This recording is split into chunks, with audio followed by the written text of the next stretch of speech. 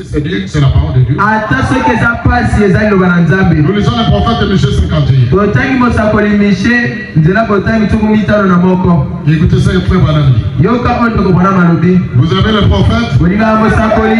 Peut-être vous êtes parce que. Vous allez finir par fuir.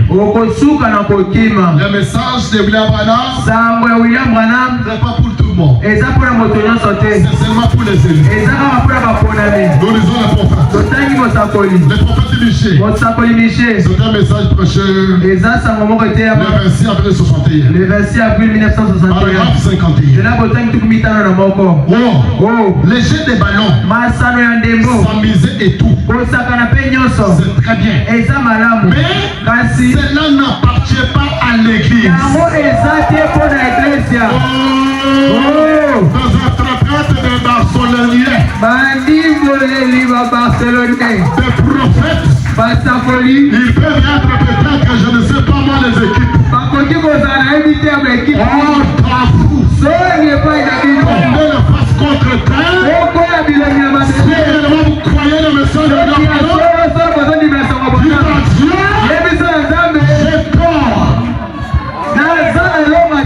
j'ai tort. Je ne veux plus revenir. Les gens des ballons n'ont pas leur place à l'église. Est-ce que nous pouvons dire amen? Le jour où il y a le match, où un choriste coupe l'église pour aller regarder le match. Et ce sont ces choristes-là qui ont besoin de faire la gloire de Dieu.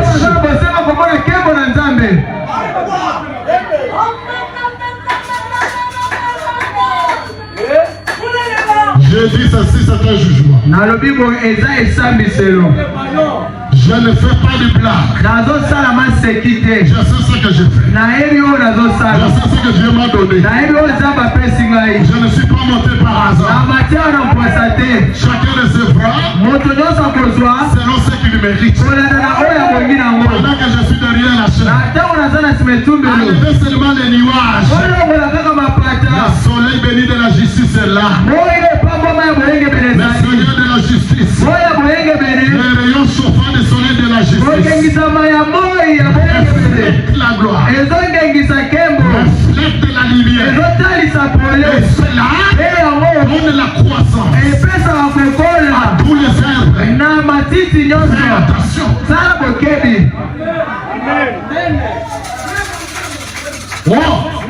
Les jets des ballons, s'amuser et tout, c'est très bien. Mais cela n'appartient pas à l'église. Dans l'église, nous voulons Christ. Pas une forme de Christ. Ni une image de Christ. Ni un Christ mort. Ni une forme de Christ. Nous voulons un Christ ressuscité. Qui vivant parmi nous. Qui se confirme comme étant le même hier, aujourd'hui Christ imaginaire. L'église de Dieu véritable montre Christ. Vivant, réel, authentique,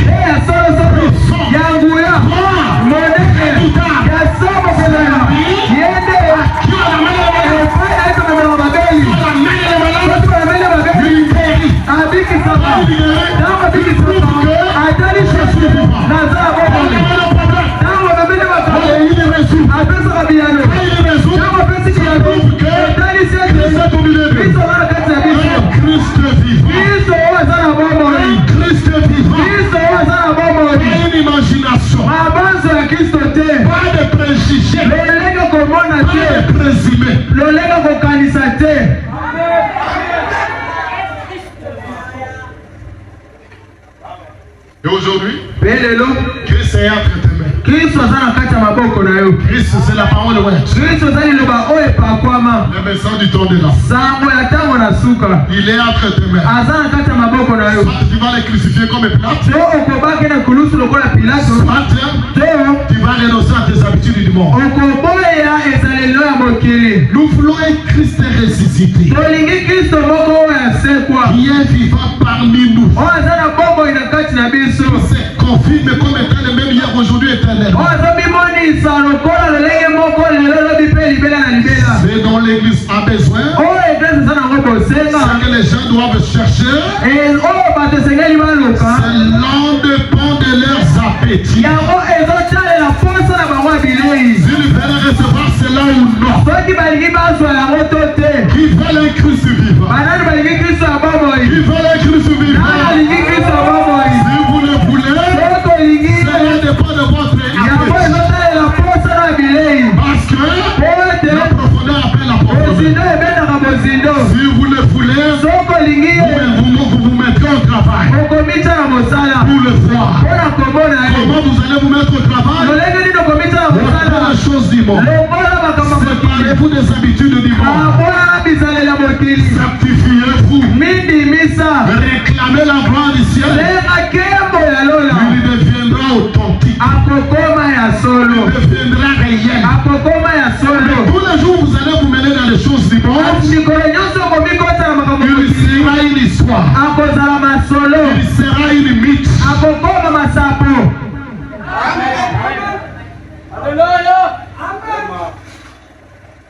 Oui.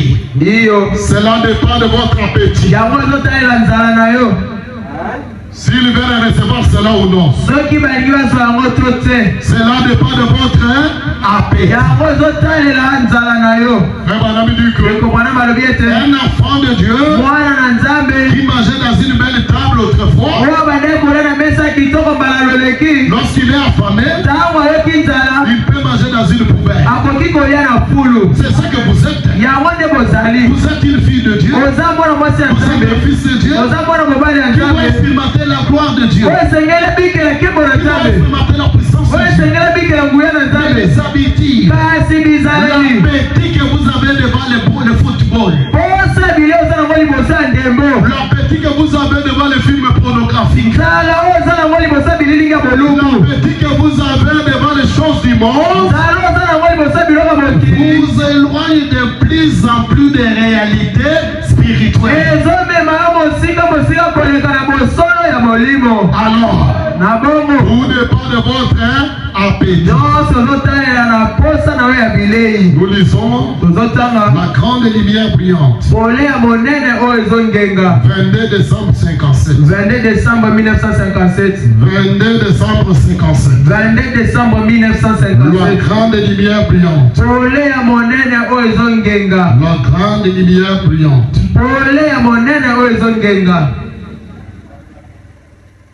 Au paragraphe 85-86. La grande lumière brillante. Nous avons dit 85-86. Vous lisez là-bas. Moi je lis ici dans la tablette. Écoutez ça que frère Banam.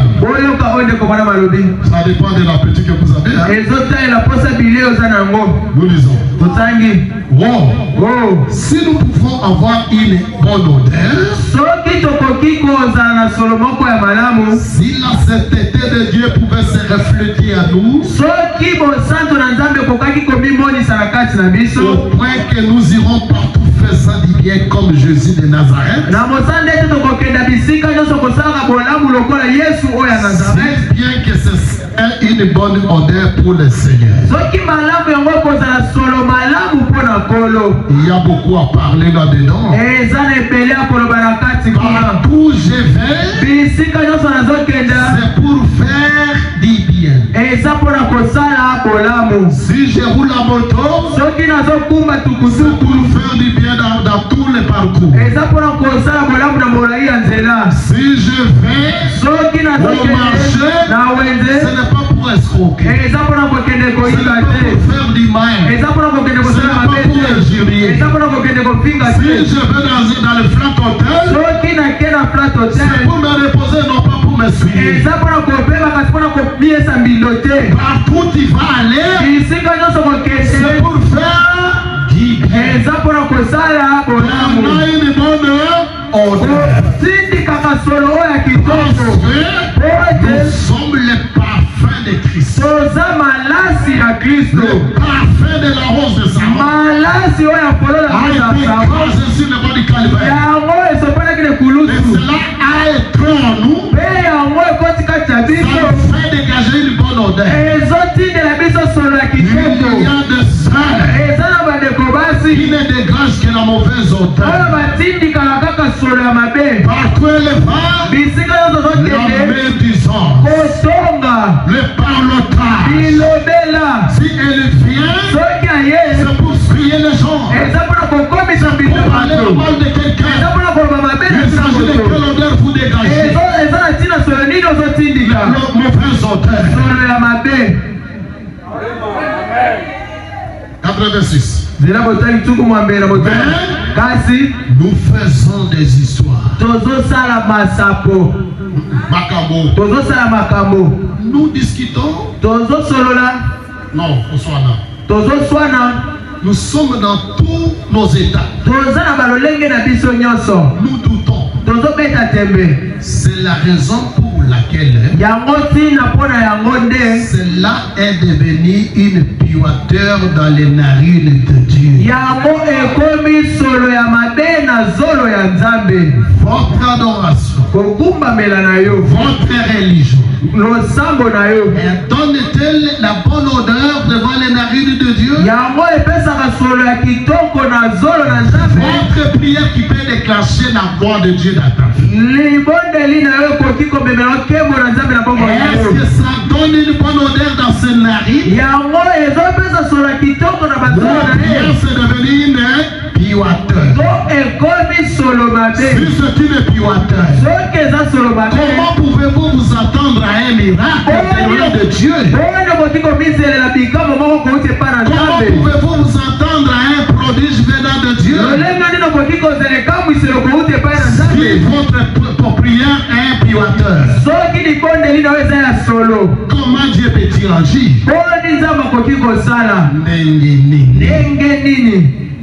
Nous fréquentons nos vies. Nous suffoquons si souvent des vieux. Nous fréquentons si souvent des vieux endroits où nous ne devrions pas être.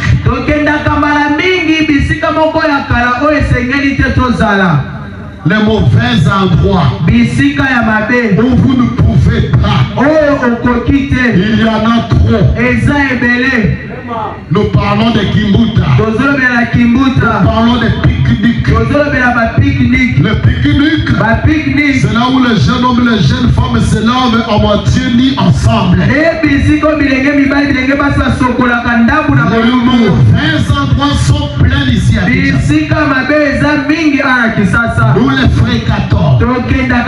Nous ne devons pas aller dans les endroits où nous ne devons pas. C'est à toi de réfléchir. Amen. Nous disons des choses que nous ne devrions pas dire.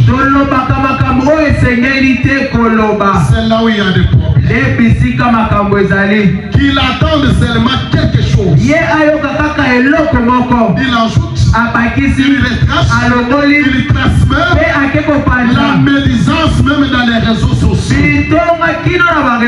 Dans les téléphones. C'est un bon odeur. Vous publiez les choses dont vous n'êtes pas sûr. Parfois c'est du maçon. Parfois c'est des commérages. Nous allons dans les endroits où on ne peut pas aller. Nous disons les choses que nous ne devons pas dire. Nous fréquentons les lieux que nous ne devons pas fréquenter. Nous disons des choses que nous ne devions pas dire. Nous faisons des choses que nous ne devions pas faire. Nous faisons des histoires et nous nous rangeons du côté du monde. Et nous régnons Christ. Dans les moments graves, ntango ya pasi et crucial. pe ya somo C'est pourquoi yango tina nous ne pouvons pas répandre une bonne odeur.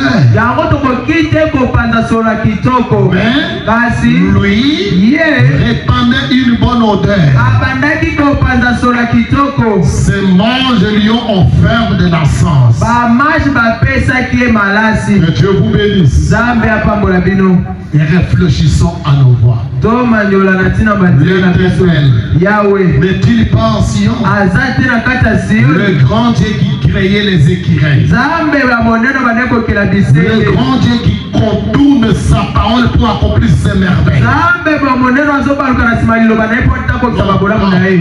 Si va aller il peut régner sa parole akoki kowanga na liloba na ye pour accomplir quelque chose. mpona kokokisa eloko La moko. parole de Dieu disait liloba ya Nzambe bandaki pour koloba qu'une femme conçoive, po ete mwasi akumba il zemi soit en contact avec un homme. esengeli akota na boyoka na mobali. Mais lorsque Dieu a voulu manifester l'accomplissement de sa parole, kasi ntango Nzambe alingaki atalisa kokokisa baliloba na ye il a dévié, ye abaluki il a contourné abaluki pour venir mpona koya manifester sa puissance. kotalisa nguya na ye. Ce même Dieu Nzambe moko est wana celui que je vous prêche. azali oyo nazoteya bino. Il est capable aza na makoki d'accomplir de grandes choses, ya kokokisa makambo ya minene défier même sa parole. mpe kobeta ata mwa ndenge liloba na ye Parce que po il ete n'est pas limité. asuki te.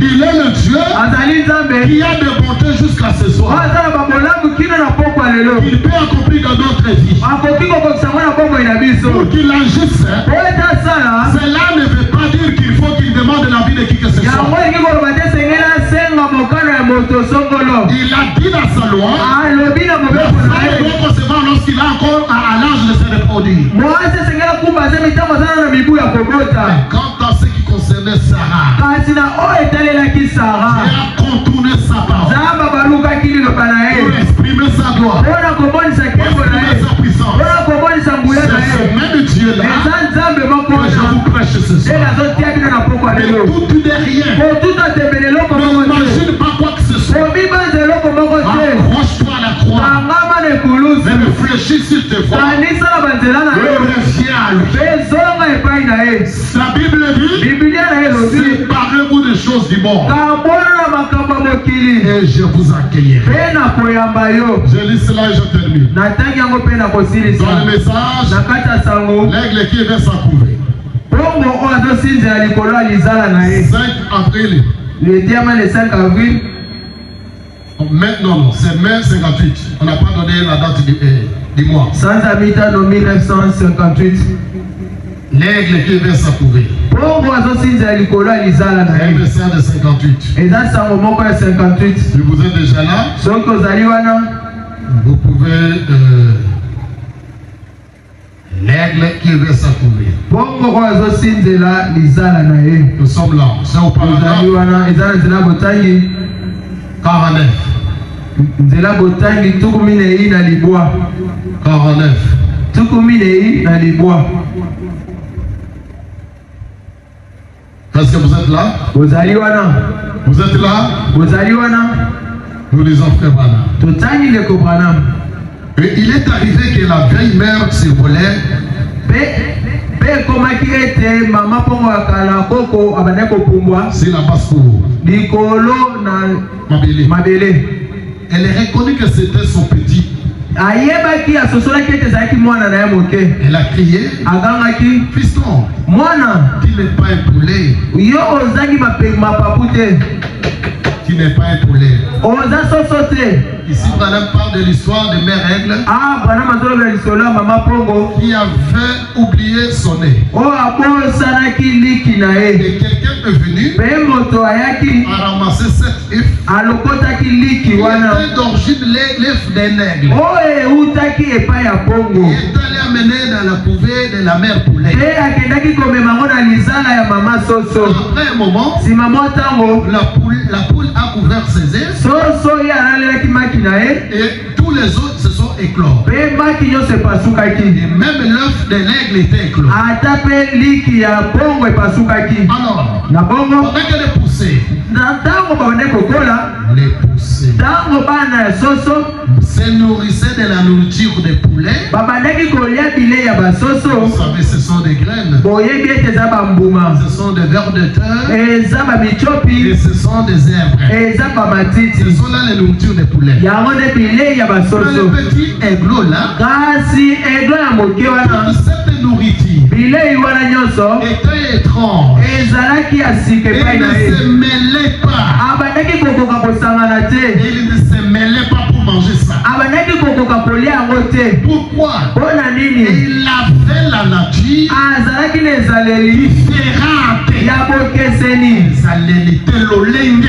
Parce que l'aigle n'a pas la même nature que le poulet. po ete bongo azala na lolenge moko na basoso te. Alors, na bongo tout ce que le poussin mangeait, nyonso bana soso babandaki kolia lui ne mangeait pas. ya bandaki kolia te. Tout ce que le poussin faisait comme geste, nyonso baluna soso babandaki kosala je ne faisais pas. ya bandaki kosala yango te. Alors, na bongo il était maigre akondaki à cause de l'atmosphère de l'endroit où il vivait. na ntina zebi esika bandaki kobikela. Sa mère aigle na bongo mama na ye s'en pongo souvenir un jour. amikpanzi mokolo J'ai moko perdu l'un de mes os. nabongisa moko ya maki na Il faut ngai que j'aille à sa recherche. esengeli akende koluka yango. Alléluia. Alleluya. Et il a commencé à survoler. ye bandaki kopumbwa Il lançait les cris de la mère aigle. abandaki kotinda koganga mama Et il pongo. poussait les cris de la mère aigle. abandaki kotinda koganga mama pongo. Curieusement, mpe na mpwasa il mokamwa avait dit un clou. mwana moke na pongo Il se promenait avec des poussins. wabandaki kotambola na bana soso A une attention particulière. abendaki bokebi ya bokeseni. Même si depuis que je suis né, ata uta na botama je n'ai jamais entendu ces cris. atikala koyoka te koganga kasi Ces cris, ekanga oyo ça doit être de ma mère. esengeleza ya mama na ngai. Même si je ne l'ai jamais fait, ata natikala komona ye je te veux dire qu'il est à moi. kasi lolezaki na ngai Mais signale que ezobisa ngai te ça doit être ma mère. esengeleza mama na ngai. L'endroit que je vis ici, esika oyo nazobiki ça ne oyo m'appartient eza pas. ya ngai te. Alléluia. Alleluya. Avant que je vienne à cette manière, Atango bandaki kobika sa esika mère na a lancé des cris. mama natindaki koganga Mon enfant, mwana na ngai là où tu vis, isika ça ozobika ne t'appartient pas. eza ya ye Ce te. n'est pas ton niveau. eza nivo Ce n'est pas ta fille. eza boboyi na ye C'est te. pas ta mère. Ngai nde mama na C'est yo. pas ta mère. Ngai nde mama na Alors yo. vous pouvez lever les yeux. Maman, je te reconnais. nazoyeba yo kasi Je suis capable. nazangi La makoki mère me répliqua. mpo ozongisaki Laisse-moi les ailes. eta kaka mapapu na yo eta kaka mapapu na yo Tu vas battre les ailes. kobeta mapapu Tu vas te déconnecter. yo Tu vas okopulwa t'affoler. Tu vas t'affoler. okopulwa Et aller à gloire dans tes ailes. eta mama mpo kobeta mapapu apulwaki apulwaki kembo likolo ya kembo libeti likolo ya libeti kuye likolo ya kuya dekolasa likolo ya mwasi eza mwana na yesu eza mwana na yesu kembo ezabikela eza bomona eza bizalelo te mama mpo na biso yesu kristo bima na bombo ya so bima na bombo ya basumu bima na mosala mokili bika likolo bika likolo asa likolo ya biso bombo na yo eza bombo na bino.